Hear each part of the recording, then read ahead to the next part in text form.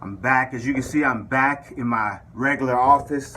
This week, or about this time last week, I was in Jamaica. Now, a few people asked why. Well, I was there on vacation, but I was celebrating, my wife and I, we were celebrating her completing her master's degree. 4 kids, working full time. She was able to complete her master's degree. So for those of you that are in school and really thinking of, it's tough, just stay with it and eventually you'll get there. But most of all, make sure that you have someone close to you that really supports you and lifts you up on those tough days. Here's what I want to talk about this morning. While in Jamaica, I noticed 3 things that I want to talk about. And the 3 things that I noticed is a few of the sayings that they have in Jamaica and a few of the things that I saw all as common themes all around Jamaica. One is when people greeted each other, or when they left a meeting or something, they would pound each other up and they would say respect. The second thing that they said quite often was no problem. And the third thing, a couple themes that I saw in many of the shops was one love. And as I was leaving Jamaica, I was thinking about those 3 things, and I got to thinking, what if I could apply one of those things to my life? Would that make my life easier? Would that make me appreciate more things that were going on in my life? So on the plane, I decided I would try to implement those things. I would try to show a little bit more respect. I would try to show a bit more love. I would try to let certain issues roll off my back, problems that really I had no control over in the first place. How many times do we worry about things that we have no control over? And while in Jamaica, a couple of problems arose that I saw as issues, but the Jamaican people just simply said no problem. And those issues were usually something that we had no control over. So that's something that I was committed to saying, I'm going to try to not sweat the small stuff. And oftentimes, as you know, when you make certain changes or commitments to change in your life, other challenges start to arrive. For instance, you may say, I'm going to go on a diet. I'm going to change my eating habits. And right away, Krispy Kreme has $1 for a dozen donuts. The challenges start to arise right away. And it was no different for me. I had committed in my mind to saying, I'm not going to sweat the small stuff. No problem. But our plane flew into North Carolina. We were running behind. And our layover time was 1.5 hours, but we had to get through customs and catch our next flight.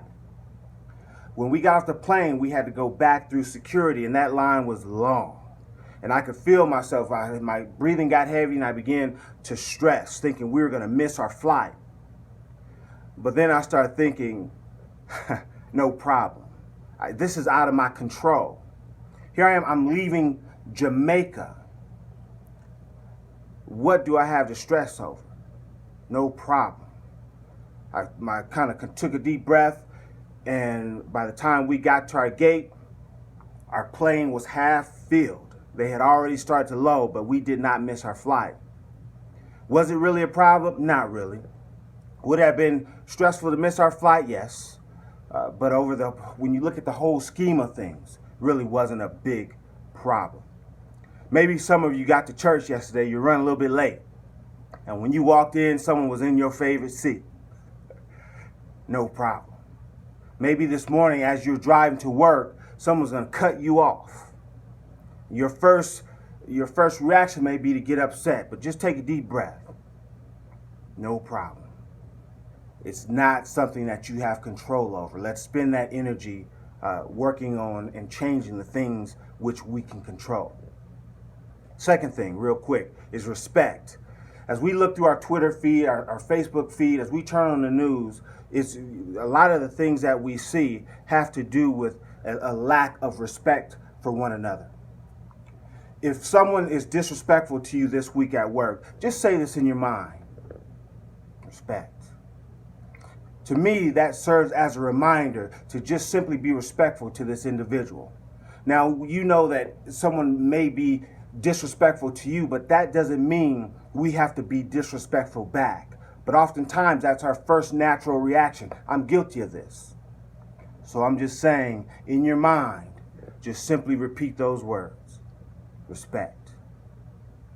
I'll tell you this, sometimes it's difficult for someone who is being disrespectful to you. It's difficult for them to continue that behavior if you make a deliberate attempt to be nice or to be respectful to them. Now there are people that can do it, but I believe that most people genuinely have a kind heart, and we don't know what's going on in their life.